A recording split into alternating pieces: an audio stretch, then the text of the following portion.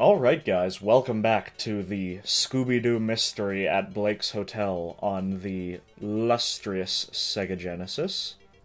So, when we left off, we had basically raided every room that we could, and the outdoors as well, for all kinds of crazy equipment and things to use. So, we've shoveled the snow, and now we've got a set of locked doors. No match for our trusty crowbar. We're about to go Gordon Freeman on this son of a bitch. And there we go. So now we can go down into the cellar. And we can find even more shit. See, the key to being a good detective, as illustrated by Scooby-Doo and Shaggy here, is literally just take everything you can possibly take. Just fill your pockets with as many things from the crime scene as you possibly can, and then you're golden, essentially. And then try to use them with other things that you find around. Just whatever you find around the crime scene, just mash it together until it makes some sort of strange amalgamation. Okay, so we found that note last episode about the bottles and the secret path, so if we use the note with the wine rack, sure enough, a secret door into an area with a mine cart and 3 wheels. This part I don't... I'm trying to think if we can do anything here for now.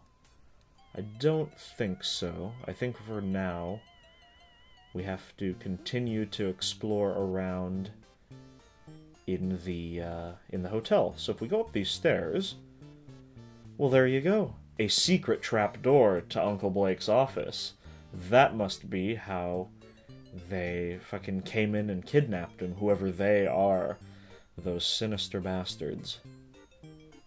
So, there are a few more things we can grab here, now that we've been outside and grabbed some other shit. You would think that we would need to use that weed killer we found on this poison oak, because nobody fucking likes poison oak. It's the worst, it makes you all itchy and shit.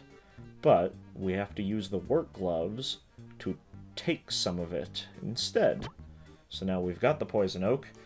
We can fucking make someone itchy at our heart's desire. And now we will hop in the dumbwaiter back down into the kitchen. Whee!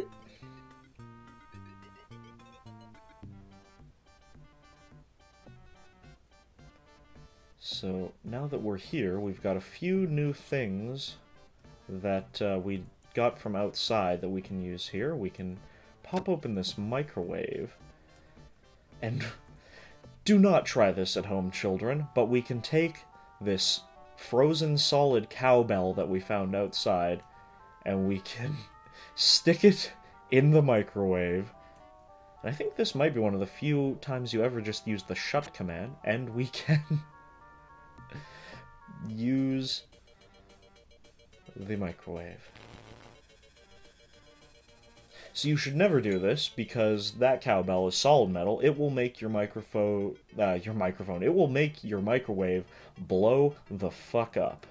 And you don't want that to happen, unless it's an old-ass microwave that you're not using anymore, and you have no problem with there being a giant explosion in your nearby vicinity. So we will take our thawed-out cowbell here. And now, Scoob was pointing out this vent cover earlier, so we will unscrew it with the screwdriver, obviously, as screwdrivers are prone to do. And what do we got back here? Termites! Disgusting little creatures, but you know what we have to do? We have to collect us some termites. And where's the best place to keep termites? An empty chili can. Obvi. I mean, how could you not know that? Unless you are real stupid or something. So we've got a can full of termites now. Only in a fucking Scooby-Doo cartoon could you say that. I feel like termites would not take too kindly to being transported in a tin can in some guy's pocket. So, nothing more for us here, but now, back into the great outdoors we go, and you'll see, if you look very closely, this was another thing that confounded me quite a bit as a small child. There's an outlet here, but it is so small on the screen that you would not think to look for it. For plugging stuff in. Thank you, Shaggy. I would not have guessed. So, we're going to take our handy-dandy extension cord, plug it in the outlet, and then, to the other end, we are going to attach our space heater. And now, it gets real warm, and it causes our bear friend to wake up and be kind of drowsy. Now, I don't know why you would have to do this first, because part 2 of the plan involves making this poor bear itchy with poison oak, which we totally could have done while he was asleep. I feel like itchiness is kind of a thing that transcends whether you're asleep or not. So Shaggy's gonna run up and make the bear real itchy, and he's... God, that's a weird-looking bear. And he's gonna scratch himself with the totem pole, knock the totem pole over, and make us a convenient bridge over to this next screen, because, you know, why would you have a bridge there normally? That would just make sense. Only in adventure games. So, we are here at the riverbank, and it looks like someone's been doing some fishing. So we're gonna take the fishing pole, and we're gonna do ourselves a little bit of fishing, see if we can't catch anything cool out of this river. It's fish, and Scooby just fucking eats it up like the barbarian that he is. Well, he's a dog. He gets a little more leniency than Shaggy, who just eats cold chili like a fucking monster. At least Scooby is a dumb animal, so he gets a little bit more leeway when it comes to just eating things you find at complete random. So on our third go at fishing, because... why would, as a small child playing the Genesis, why would I have ever thought to use it 3 times? You use it 1 time, oh, it caught a fish, Scooby ate it. You use it a 2nd time to be sure, oh, it's another fish and Scooby ate it. Like, the rule of 3s isn't super ingrained into your brain at that young age. But the 3rd time, you fish up this Native American doll. Because of course you would. So, we're just about done here, but before we do, we take our scissors that we got way back near the start of the mystery, and we use them to cut this rope, and then we take the rope. Fucking peanuts. So we are completely done with the riverbank. And now, if I... just having a quick gander here, but I think we have everything we need to progress down into... Oh no, we don't. I know what we need first. We'll go up from the deep dank cellar, up this trapdoor, back through the office. So, at the beginning of the game, in all that ramble, when they're talking about the Ghost of Ultimate Warrior scaring everyone away by being a fucking prick, they tell you that the only staff left are the gardener, the bellhop, and the cook. But if we use the regular bell here, it doesn't work, so we can't summon the bellhop. But we've got our own bell that we can use to get a hold of him. Just a fucking cowbell. So now we will have us a chat with the... Come on now. Have us a chat with the... Not with the mailbox. Yes, of course. I'm going to talk to the mailbox. There we go. For some reason, and I'm just noticing this now, the arrow for the bellhop, if you want to talk to him, you have to hover the indicator right over his crotch. That's just fantastic. Somebody knew what they were doing when they were making this goddamn game. They knew what they were up to. Okay. So, we will ask the Bellhop, are you from around here? My people have been here for centuries. How do you know that? It's my hobby. I've studied our history a lot, and I collect ancient artifacts, so this man is clearly a member of the tribe from round here. So, he offers to trade us for that doll we fished up.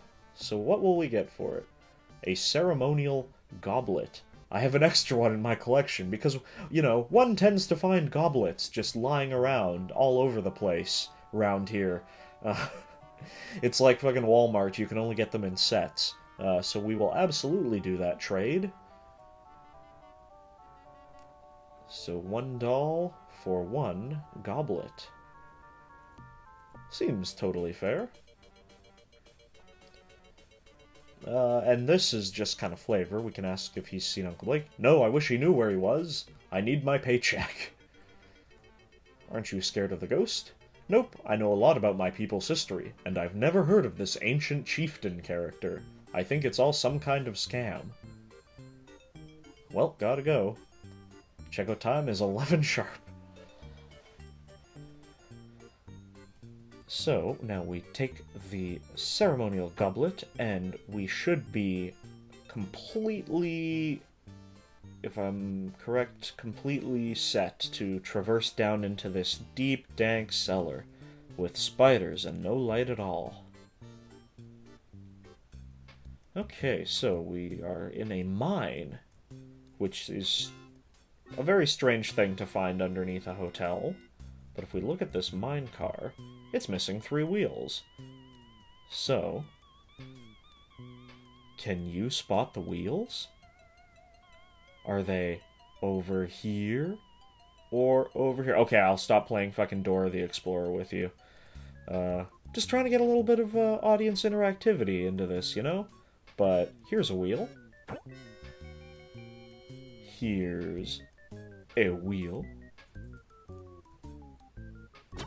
You just look for the wheel-shaped objects in the wall. And now that we've got our wheels, we will take them and put them on the mine car, because Shaggy is just a fucking mine car mechanic in his downtime. And off we will go. Simple enough puzzle, you know. Sure, it's a game granted, it is a game for kids, but, you know, you think they could get a little more involved than a fucking find the 3 things that are right in this room kind of a puzzle. So here we've got a hose. So, basically, if we try to leave again in the mine car, it'll tell us that this engine here is not running, and it needs to be running if we want to go back, but it, for some reason, didn't need to be running when we wanted to go forwards. It's a reverse engineering engine for the minecart. So we will use that hose that we just picked up with the engine, and we will attach it there, and then we will use the hose. We will use the free end with this big tank of gas here. And then, when we flip this switch here, it will turn on, and we'll be able to go back as we see fit. But we don't want to go back, because over here, believe it or not, is another room, which you would not think to look at it. It's one of my few gripes with this game, is that some of the areas that lead to other areas, they do not make it very clear that they lead to other areas. And when you're a 6-year-old kid with a fucking pea brain and you're playing this on the Genesis for the first time, it becomes kind of a chore, and it becomes, you know, you get really frustrated, and then when you find out that, oh shit, there's the pond beyond that thing, it's like, well, what the fuck, how would I known? It doesn't look like there should be a path there at all. But enough rambling, we try to cross this bridge, and the pond just stinks too bad. It is a pungent pond, or a pungent pond. Is that how you spell pungent? Huh. I did not think there was an A. You learn something new every day. So, how do you get past something what stinks? Air freshener. Of course. He hangs it on a stick in the foreground, somehow, and it makes him able to progress here into the maze.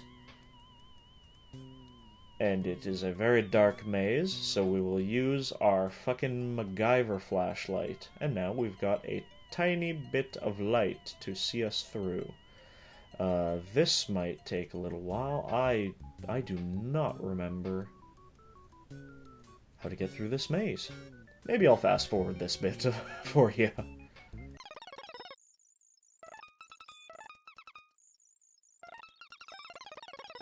Okay, I think we did it. We did it! We are in the tomb. And once in the tomb, there is killer lettuce and a statue. So we'll have a look at the killer lettuce. Hungarian killer lettuce. Kills in an instant. Just for shits and giggles, I kind of want to go over and touch it. See if it actually kills Shaggy. But I'm very concerned that it'll, like, boot us back or something. Let's fucking go touch it. No way am I going through... Oh, okay. He just fucking...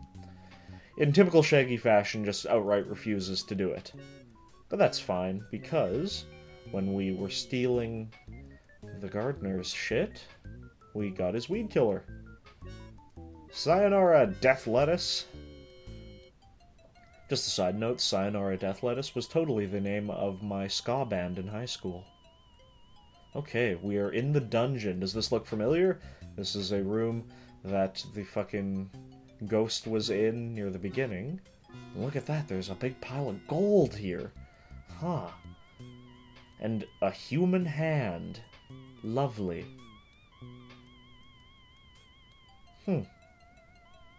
Okay, so we've got this hole here. I think I hear something down there. Okay, well, to get into this horrid hole, you just gotta use your rope. We've got rope, right? We do have rope, okay. With cuffs, and then you can climb down the rope. Easy peasy. Do I have to use the rope now? I think so. Use rope. There we go. Hey, look! It's Uncle Blake down in the dungeon. Let's have a friendly little chat while he's in the fucking stocks here. How'd you get down here? Not sure. I was working in the office and someone hit me. Next thing I knew, here I was. And it's not even Thursday night, where I usually get locked in the dungeon, so it's, you know, completely unexpected. So, you've got a guy here. He's locked up in some weird medieval gimp contraption. What do? Do you try the key on the locks? Of course not. It won't even let you select the locks. Do you use a crowbar to pry them off? Do you use, you know, any of these things that would make sense? Do you try and pick the lock with a screwdriver? Do you bash it with a shovel? What do you do? Well, I'll tell you what you fucking do. You use your can of termites. Because this is a goddamn children's cartoon. Oh no! Scooby's in trouble. The ghost has fucking nabbed our pooch.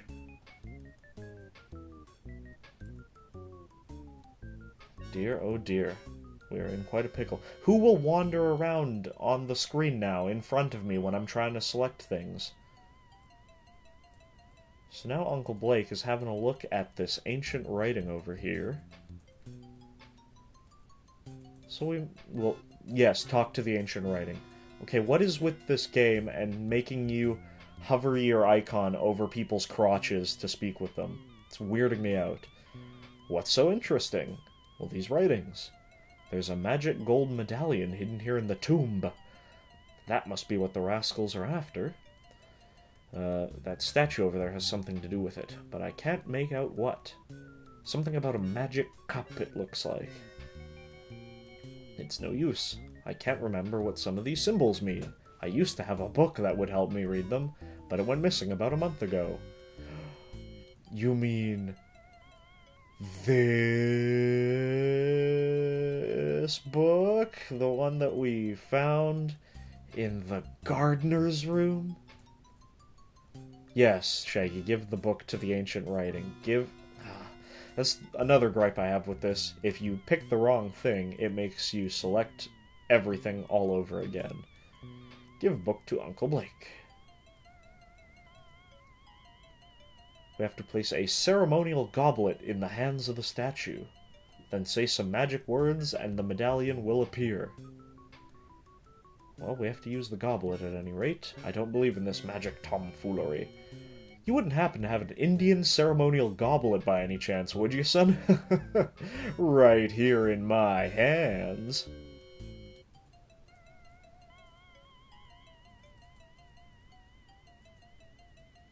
Use goblet with statue. And now we can try to talk to it. Abracadabra. Nope. Shazam! Nothing. Hocus Pocus. Hocus Pocus by Focus. Fucking... Zig. You have proven yourself worthy.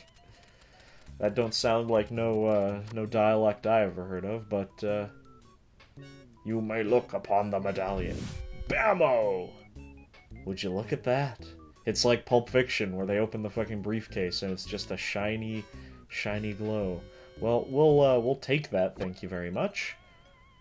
And now, we're done everything we need to be done here. Oh, that maze sure was easier the second time. Well, I'll give it to them. Fair fucks to them. I completely forgot that was a thing. At least we don't have to slowly walk through the maze again. That's very nice of them. So, we can hop in this minecart. Head on out of this mine. Holy shit! Fucking Scooby's being chased around by the chieftain. What do we do? How long will this continue? We could probably just let them run forever if we really wanted to. But, I mean, we've all got places to be, so we're gonna take the medallion and we're gonna put it on this hook here. Because then the chieftain's gonna go for it, he's gonna fall into the horrid hole, he's gonna break his neck. Best case scenario, he breaks his neck, or we're just gonna keep him down there like Buffalo Bill for years. It was Jim the Gardener all along! The guy we never saw or spoke to or interacted with. And the gang is here, and they did nothing of use. And apparently the cook was fucking involved too, because they wanted to fucking scare everyone away and get the treasure that was buried underneath. And the Bellhop was part of the tribal police, apparently. Oh my god, like, I never would have seen any of this coming. Wow, what a mystery. It's a good thing we were here to solve it. Matt, Rocker Boy, Gilbert. Well, thank you, Matt, for making this game. David Buzz Davenport. I hope some of these people are still alive, at least. But yeah, so that is the first mystery in the Scooby-Doo game for Genesis. And there you go. Don Messick and Casey Kasem. In both of their illustrious careers, I'm sure they looked back fondly on this project in particular. I wonder if you go on their IMDb pages and look through their extensive resumes if you'd see the Scooby-Doo Sega Genesis game. But that's all for now. After the credits roll here, it's just going to kick us back to the menu. So, let me know if you enjoyed it, and next time we'll give the Ha Ha Carnival Mystery a playthrough. That one I'm a little less familiar with. It's a little... I can get it done, but I might need to skip a little bit here and there while I rack my brain and try a few things out. It's a little less ingrained in my memory than this particular mystery is. So I hope you guys had fun. I mean, I didn't do a whole lot of, you know, silly commentary. It was almost a little bit more of like a video walkthrough than anything. But next time around, we'll do the next mystery, and I hope you guys had a lot of fun with this first one. Because it's Halloween, motherfuckers! Get into the spirit! Alright, we'll see you on Monday.